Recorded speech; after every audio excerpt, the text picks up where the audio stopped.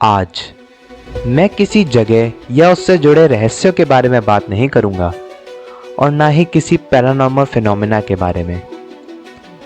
आज मैं एक ऐसे महान व्यक्ति के बारे में बात करने जा रहा हूं जिसने अकेले उस तूफान को रोक दिया जिसको सारा जहां ना रोक पाया।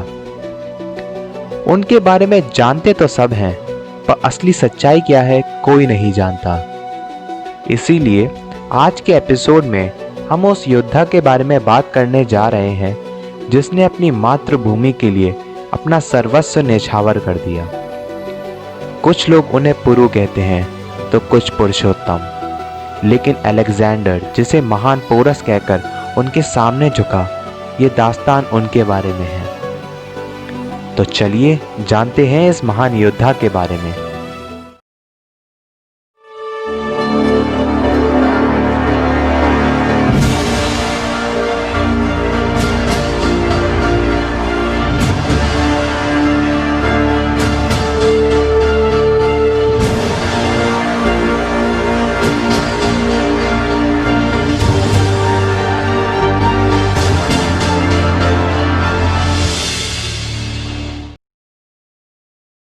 तीन 350 ईसा पूर्व भारत एक संपन्न और ताकतवर देश था और उस समय भारत पूरी दुनिया में सोने की चिड़िया के नाम से जाना जाता था।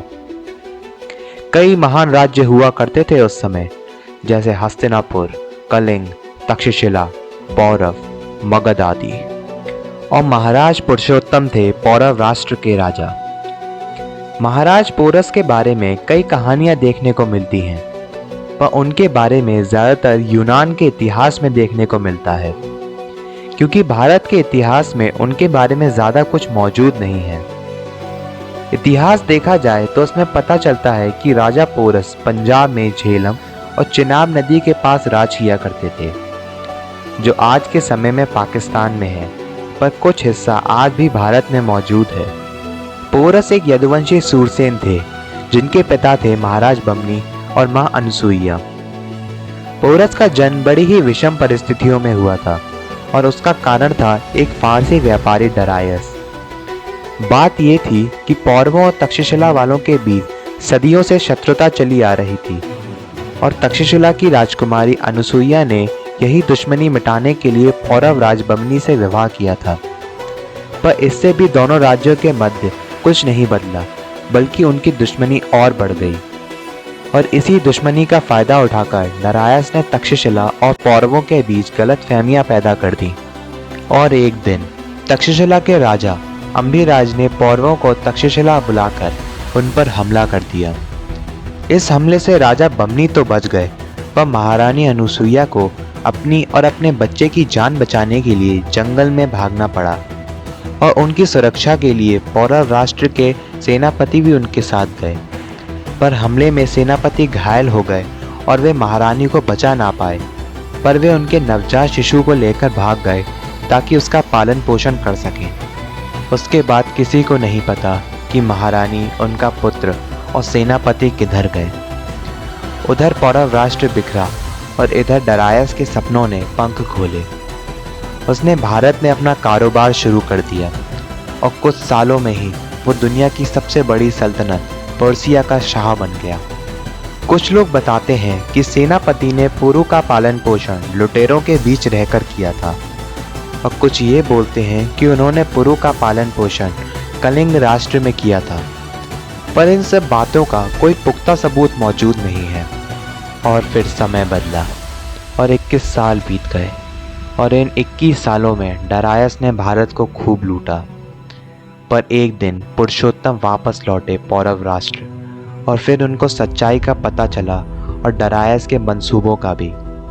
और उन्होंने उसके बाद डरायस और उसकी फौज को खदेड़कर भारत से निकाल फेंका और तक्षशिला से पौरवों के संबंध भी सुधार दिए। और समय फिर बदला और पोरस राजकुमार से महाराज पुरुषोत्तम बन गए। उनके राज्य में सब सुख शांति से रह रहे थे, पर वे आने वाले एक बड़े खतरे से अनजान थे। वे नहीं जानते थे कि एक तूफान उनके भारतवर्ष को अपने कब्जे में करने आ रहा था। और एक दिन जब महाराज अपनी राज्यसभा में थे, कि तभी यूनान से कुछ ओरेकल्स वहां आईं और रोते हुए उनसे बोली कि आपका मुल्क खतरे में है, क्योंकि यूनान के मैसेडोनिया से अलेक्जेंडर नाम का तूफान आ रहा है, सारे जहां को अपने कदमों में गिराने। महाराज पुरुषोत्तम को पहले थोड़ा संशय हुआ, तो उन्होंने ओरेकल से पूछा, तो ये बात आप मेरे को बताने इतनी दूर से किस लिए आई हैं? तो ओरेकल्स ने उनको बताया कि तुम्हारी और अलेक्जेंडर की तकदीर आपस में जुड़ी हुई है और वो तुम ही हो जो उसको हरा सकते हो। और जाते जाते वे ये भी बता गईं कि अलेक्जेंडर पर्सिया पहुंच चुका है और वो कभी भी भारत पहुंच सकता है। बात चिंताजनक थी और महाराज पुरुषोत्तम इस पर विचार कर ही रहे थे कि तब तक एक पैगाम आया फारस से, जिसमें फारस की शहजादी पोरस से मदद मांग रही थी। भले ही पर्सिया भारत का दुश्मन था, पर पोरस किसी के द्वारा मांगी गई मदद को मना नहीं कर पाते थे और वे ये भी जानना चाहते थे कि कौन है ये अलेक्जेंडर और कैसे ये लड़ता है और इसके मंसूबे क्या हैं। इसलिए वे गए थे फारस मदद करने। कई किताबों में लिखा है कि पोरस नहीं गए थे और ये बातें ज़्यादातर यूनान की किताबों में लिखी गई हैं, पर अगर आप पर्सिया का इतिहास देखें तो उसमें साफ साफ लिखा है कि एक योद्धा आया था भारत से, जिसने सिकंदर के कई मंसूबे बर्बाद कर दिए थे। यूनान के इतिहास में ये इसलिए नहीं बताया गया है क्योंकि वे अलेक्जेंडर को महान दिखाना चाहते थे और वे कभी नहीं चाहते थे कि कोई दूसरा योद्धा सिकंदर से महान बने। पोरस गए थे फारस और उन्होंने मदद भी करी थी, पर वे फारस को अलेक्जेंडर के चंगुल से बचा नहीं पाए, पर उन्होंने अलेक्जेंडर के कितने ही मंसूबे बर्बाद कर दिए थे। इन सब बातों से अलेक्जेंडर इतना बौखला गया कि वो पोरस की जान के पीछे पड़ गया, पर पोरस अपनी चतुराई से पर्सिया से निकल गए और जाते जाते अलेक्जेंडर को ये चेता गए कि अगर भारत आए तो जिंदा वापस नहीं जा पाओगे। और ये सारा वाकया 330 ईसा पूर्व का था और ये वाकया एक मिसाल बन गया पूरी दुनिया के लिए कि एक भारतीय योद्धा अलेक्जेंडर को फारस में आकर धमका गया। समय और आगे बढ़ा और अलेक्जेंडर अपनी फौज के साथ भारत आने के लिए निकला। बहुत लंबी यात्रा तय करी उसने और वो जानता था कि कोई उसका स्वागत करने के लिए खड़ा होगा।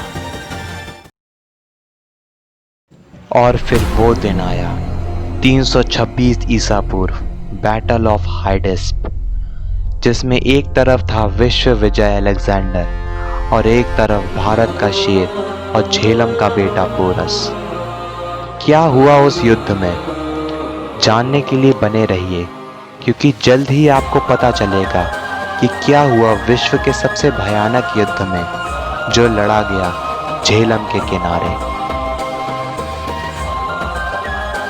एक और बात, आप सोच रहे होंगे कि ओरेकल्स पोरस को ये सब बताने क्यों आई थी। इंतजार करिए, इसका जवाब आपको जरूर मिलेगा।